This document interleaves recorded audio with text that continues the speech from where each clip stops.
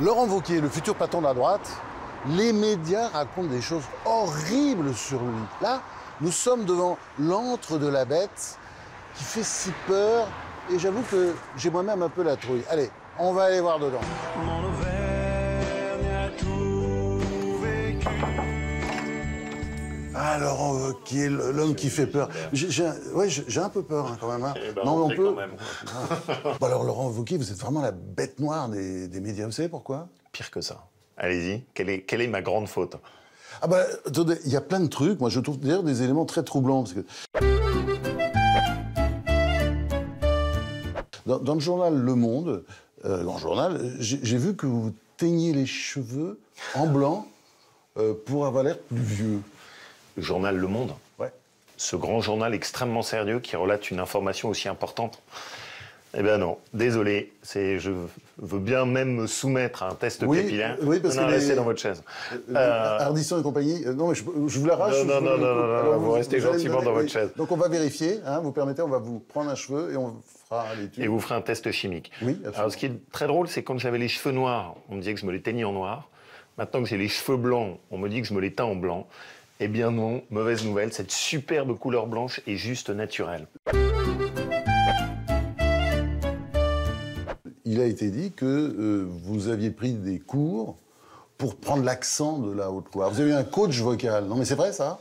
Non, dites-le, franchement. C'est vrai? J'espère qu'il y a un coach vocal qui a fait fortune, parce que coach vocal spécialisé dans l'accent de la Haute-Loire, je lui souhaite bon courage pour arriver à rentabiliser son investissement. Il y a autre chose, moi, qui m'a troublé aussi, dans les informations qui circulent contre vous, c'est que vous faites des fautes de syntaxe exprès pour faire peuple. Parce que tout le monde sait que vous avez été cette sortie majeure de l'ENA, vous avez fait quand même toutes les grandes écoles, l'école normale, enfin voilà, vous êtes super capé. Vous voulez que je vous dise, je suis une grande victime de la méthode globale. Le pire, c'est que je fais vraiment des fautes d'orthographe. Et qu'avant de passer Normal Sup, je m'entraînais à faire des dictées, parce que mon principal problème, c'est que je faisais 5 à 6 fautes par page. Donc non, malheureusement, je ne cherche pas à faire peuple en faisant des fautes d'orthographe. Enfin, il y a un autre truc qui est extrêmement choquant quand même, c'est l'histoire de la parka rouge. Pourquoi vous avez pris une parka rouge? Rouge, c'est pour vous faire remarquer. Mais tout le monde dit ça. Mais c'est des trucs de com, de l'ancien monde, ça, c'est ridicule. C'est comme l'autre avec son écharpe rouge, enfin, ça n'a pas de sens. C'est tellement mieux les lunettes Top Gun sur une base aérienne. Eh ben ouais, j'ai pas envie de m'habiller comme un croque-mort. J'ai pas envie d'être sinistre. Ça m'énerve, ces espèces de politiques qui sont tous avec leur manteau standard, mi-long, noir, avec leur petite écharpe nouée. Bah oui, voilà. Et j'ai même envie de vous dire, je continue à la porter, et je la porte même encore plus, parce que ça les énerve. Qui? Tous. Regardez cette question centrale que vous me posez. Vous venez m'emmerder chez moi en me posant des questions. Regardez les sujets majeurs qu'on a abordés. Les cheveux, attendez, moi je repense que... parka rouge, moi, je et le coach vocal de Haute-Loire que je défie quiconque de trouver. Mais je reprends ce que disent les médias, je suis désolé. Il faut bien, par exemple, le fait que c'est pas sympa, c'est pas bien ça, de ne pas avoir assisté à l'enterrement de votre mentor, de l'homme qui vous a aidé, qui vous a donné le marchepied pour la politique, qui est Jacques Barrot. Il meurt et vous n'êtes pas là, c'est pas chic. Vous voyez, il y a des choses sur lesquelles je ris. Parce qu'au fond, je préfère en rire tellement c'est ridicule. Et il y en a d'autres qui m'amusent moins. Celle-là, par exemple, elle me choque. Évidemment que j'étais à son enterrement. Évidemment que j'étais à la célébration. Vous avez des preuves, parce que je suis à l'enterrement, mais j'en voudrais des preuves. Je vous les ferai passer avec la presse à l'époque de l'enterrement, qu'il avait évidemment relaté.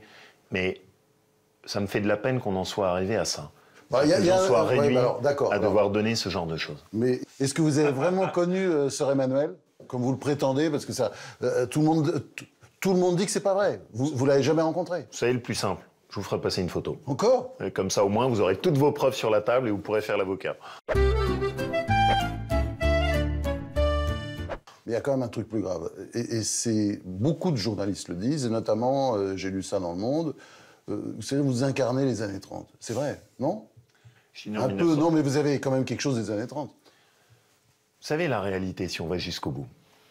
J'aime bien cette analogie. Qu'est-ce qu'ils disent? Ils disent au secours, c'est la droite.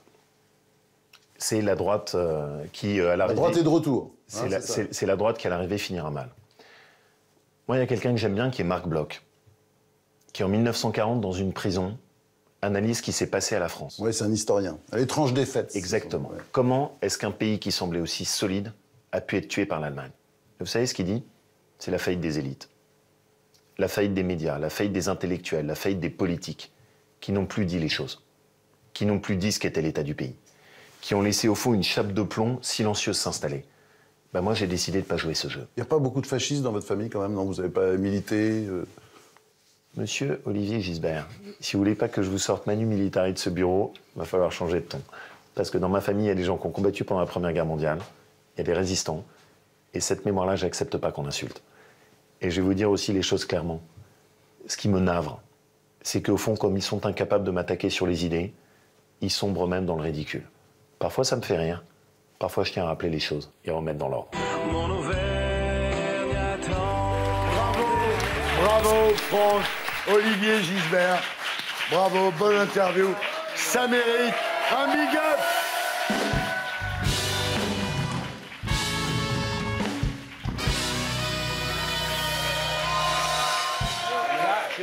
C'était intéressant de l'écouter parce que, à part le Canard enchaîné, parce qu'on parle souvent de Mediapart, Ouais. mais je trouve qu'on parle pas assez du Canard enchaîné, qui est un journal indépendant, formidable. Très Alors bien. Après, Je dirais pas formidable. Après le Canard enchaîné et quelques autres, non mais attends, moi ils m'ont couvert debout aussi. Hein. Mais je veux dire, je Non, ils sont reconnais pas formidables. qu'ils sont indépendants, qu'ils vérifient, qu'ils font leur boulot. Bon. Non, on vérifie à part pas. ça, Non, ils vérifient pas. les médias en Moi, général. Ils ont dit que j'étais député. ils ont dit, les médias en que général. Il y a pire Les médias en général, la plupart des médias font de moins en moins d'enquêtes et de plus en plus de morale. On est d'accord. Donc, il y a les gentils, les gentils, les gentils, les gentils, il y a les méchants, les méchants, les méchants. Donc, Wauquiez, parce qu'il est de droite, est perçu aujourd'hui par tous les médias. Il suffit de lire n'importe quel journal, à part 2 ou 3, bien entendu. Il y en a, on va pas les citer, il y en a quand même quelques-uns. Mais il est perçu comme un homme méchant. Voilà, c'est ça. Donc, on le diabolise à longueur de colonne. Et je veux dire, tout le monde a le droit d'être de Est-ce que vous droite. n'étiez pas patron du Nouvel Observateur à l'époque où le Nouvel Observateur nous expliquait que Jacques Chirac était fasciste?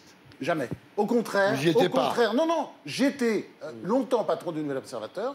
J'ai écrit Parce que moi, d'ailleurs, je un l'ai livre lu, sur ça. Jacques Chirac où j'explique. Non, c'était Le Monde qui expliquait Facho Chirac D'accord. avec les petites mouches et puis la bave de D'accord. Plantu. C'était lui. Et c'est-à-dire, on se trompe, on fait toujours les erreurs, comme si les gens n'avaient pas le droit d'être de droite. Moi, j'ai pas les idées de leur invoquer. Je trouve ça honteux, scandaleux. J'ai honte pour mon métier. Non, mais parce que je suis Votre journaliste. interview est quand je vois formidable. Le Mais si je traitement peux me qui est fait permettre. Bravo, pour j'aimerais aimer la faire. Laurent Wauquiez. C'est Voilà. très bien. Si je peux me permettre. Golnadel, après Jérém Star.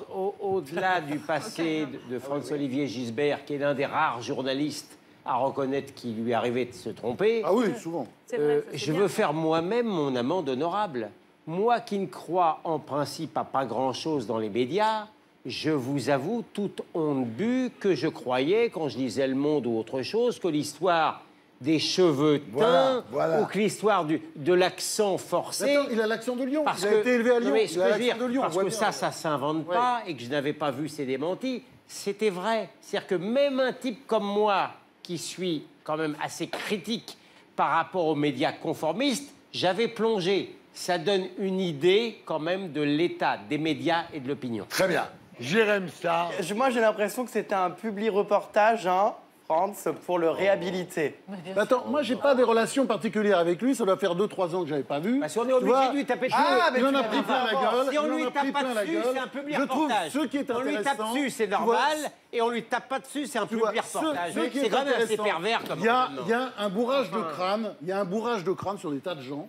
Et moi, d'ailleurs, j'avais lutté contre ce bourrage de crâne sur Jacques Chirac, qui pour moi avait toujours été un radical socialiste. C'est Ah comme oui, ça que j'ai c'est un toujours décrit. franc-maçon, C'est un- radical socialiste. Pas franc-maçon, mais radical Son père socialiste. était Radsoc, franc-maçon. oui, voilà, son grand-père aussi, tout ça. Et c'était le Radsoc absolu. Et on l'a décrit comme un fasciste. Et là, on refait la même histoire. D'ailleurs, ça ne va pas marcher, parce que ça ne va pas prendre, parce que les gens vont découvrir, au bout d'un certain temps, oui, il est de droite, mais enfin bon, voilà. Ça mettra il n'a le temps pas qu'il le couteau faudra, mais entre ça les dents. viendra. Voilà, c'est tout. Ouais, mais moi, il est ce de qui me droite. fait rire, Et on n'est pas obligé d'avoir ses On a idées, fini, hein. là. On m'appelle Et ça, c'est pour Ah France, non, ça, c'est pas pour moi. qui le mérite bien. Qui le mérite bien. Et nous, on n'a rien dit. Nous, l'opposition, on n'a rien dit. Et voilà.